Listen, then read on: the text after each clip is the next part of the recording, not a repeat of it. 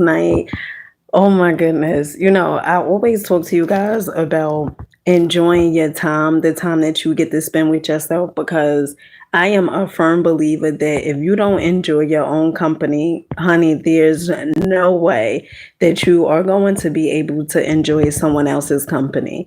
If you don't know how to please yourself or how to entertain yourself, there's no way that you are going to enjoy other people's company. I know the more I enjoy the time I spend with myself, the more I enjoy other people's presence, okay, other people's company. When my children come back home, I'm excited because I had time to spend with myself. And quick story. So first of all, I'm here reading The Alchemist. And I read this book before, but earlier when I was about to do a Dollar Tree haul, well, actually, when I did the Dollar Tree haul, I had the book with me. And I was watching some television. Normally, I don't really watch TV that much. I just got finished watching Reasonable Doubt with Morris Chestnut. And then afterwards, I was on Hulu and I said, oh, it's nothing really on here. So then I grabbed this book. But a few years ago, right? So a few years ago, well, many years ago, I was dating this truck driver, okay, who was a bit older than me, all right? And I remember this truck driver would always say to me, and he was, oh my goodness, he was so sweet, so kind.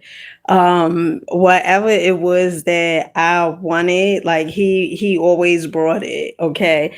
And so I remember I was dating him, and I remember one time he kept talking about me time, that he take me time breaks, right? And at that time I was a little younger, and I was like, me time. I was like, you're probably messing around with somebody. And I never understood the concept of me time because no one really talked about me time when I was a kid, spending time with yourself, enjoying the time that you get to spend with yourself. And I always thought being in a relationship, it was just going to make my life better, right? Me thinking that, oh, if I'm bored and I get into a relationship, my life is going to be so much better. Let me tell you something, honey. Tonight is Saturday and I enjoy this. Okay. This is so on Saturday night, Fridays, Saturdays, but mainly Saturdays. I used to say Thursdays was like my favorite day, even as a child. But on Saturdays is so good. I absolutely love Saturdays because I'm here with myself, enjoying my own company, and then I'm reading a book, listening to Tadao. Okay. If you guys have not heard Tadao, oh, I will turn it up, but honey, because YouTube be, ooh, child. So, the reason I wanted the reason I wanted to come on here was to talk about the Alchemist, okay, the book by Pablo Coelho. And what caught me, to talk about this was I was reading it, and sometimes you think that things aren't happening fast enough for you. You may think like, oh my goodness, things not moving quick enough. But let me tell you something, okay? Where you are currently right now, that's exactly where you need to be. If that's not where you need to be, honey, you will be somewhere much further, okay? And always understand that it's not the thing, right? It's never the destiny. It's always the journey. It's not, oh, I have this house, or I can't wait till I get this car. You have to start enjoying life right now, right here and right now, okay? Because that's really what we look for, is we looking for the feeling, not so much that thing.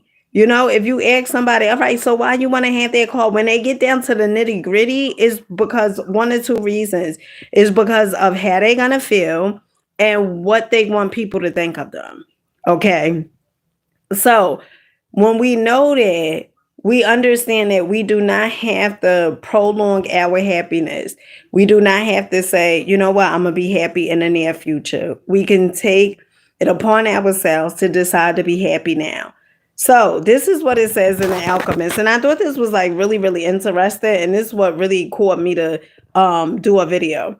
When The Alchemist was first published 25 years ago in my native Brazil, no one noticed. A bookseller in the northeast corner of the country told me that only one person purchased a copy the first week of its release. It took another 6 months for the bookseller to unload a second copy. And that was to the same person who brought the first. And who knows how long it took to sell the third. By the end of the year, it was clear to everyone that The Alchemist wasn't working. My original publisher decided to cut me loose and canceled our contract. They wiped their hands of the project and let me take the book with me.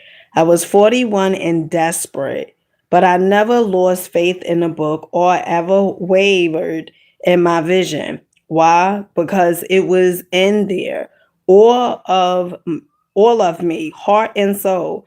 I was living my own metaphor. A man sets out on a journey, dreaming of a beautiful or magical place in pursuit of some unknown treasure.